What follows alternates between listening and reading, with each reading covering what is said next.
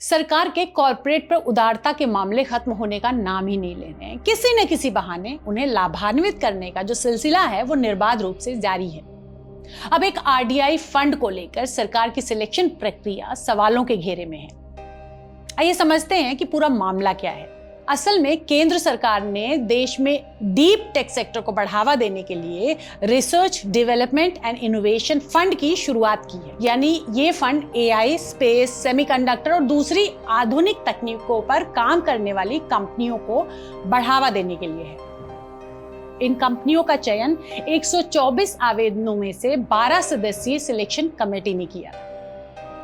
इस फंड के पहले चरण में 22 प्राइवेट कंपनीज को कुल 2192 करोड़ रुपए के सॉफ्ट लोन्स मंजूर किए गए और अब खुलासा हुआ कि 22 में से 15 कंपनीज ऐसी हैं जो सिलेक्शन कमेटी से जुड़ी हुई हैं। इंडियन एक्सप्रेस की एक इन्वेस्टिगेटिव रिपोर्ट में यह दावा किया गया है कि चयनित 22 कंपनियों में से 15 का संबंध चयन समिति के 7 सदस्यों से था। रिपोर्ट के मुताबिक इन 15 कंपनियों को कुल 1,03,077 करोड़ रुपए से अधिक की राशि मिली जो मंजूर की गई, जो कि पूरी राशि का लगभग 62% थी।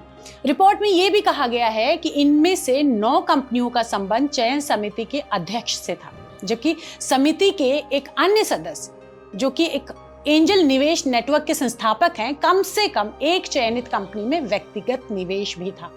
ये सभी सदस्य टेक्नोलॉजी डेवलपमेंट बोर्ड यानी कि टीडीबी की निवेश समिति का हिस्सा थे।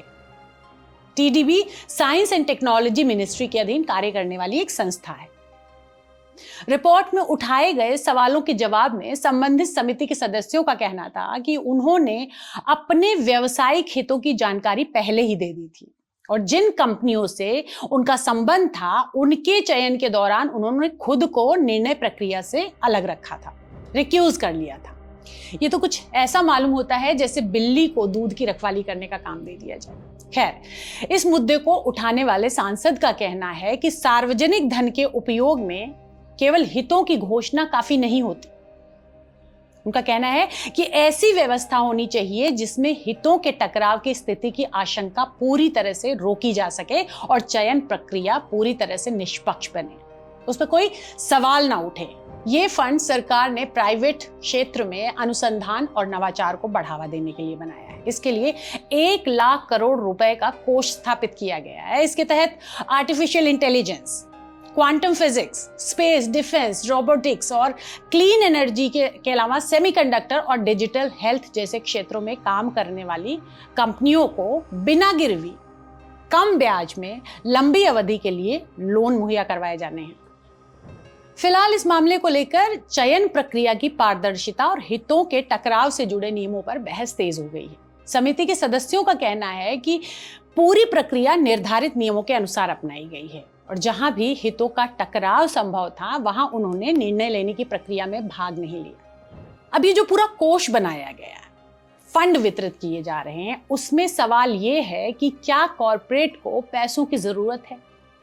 क्या इसकी कमेटी में जिस प्रोफाइल के सदस्य शामिल किए गए हैं वो ठीक है?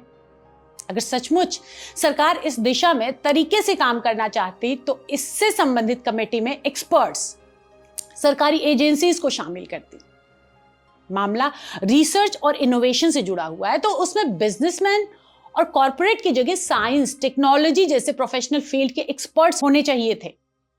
इसके नेतृत्व में बिजनेस और दूसरे क्षेत्रों के एक्सपर्ट को जोड़ना जाना चाहिए, क्योंकि एक्सपर्ट और फील्ड से जुड़े लोग ही ठीक तरह से उसका फैसला कर सकते हैं कि पैसा कहां, कैसे और कब खर्च करना बेहतर होगा। लेकिन सरकार क्या कर रही है?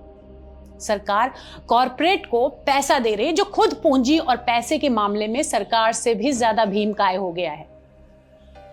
कॉरपोरेट को खुद अपने प्रॉफिट के एक बड़े हिस्से को रिसर्च और डेवलपमेंट पे लगा देना चाहिए और सरकार को अपने इन पैसों को सरकारी कंपनियों और उससे जुड़े उपक्रमों में खर्च करने चाहिए। सरकार के इन्हीं उल्टे पुल्टे फैसलों की वजह से इसरो जैसी घटनाएं हो रही हैं इस देश में, जहां एक्सपर्ट्स छोड़कर जा रहे हैं।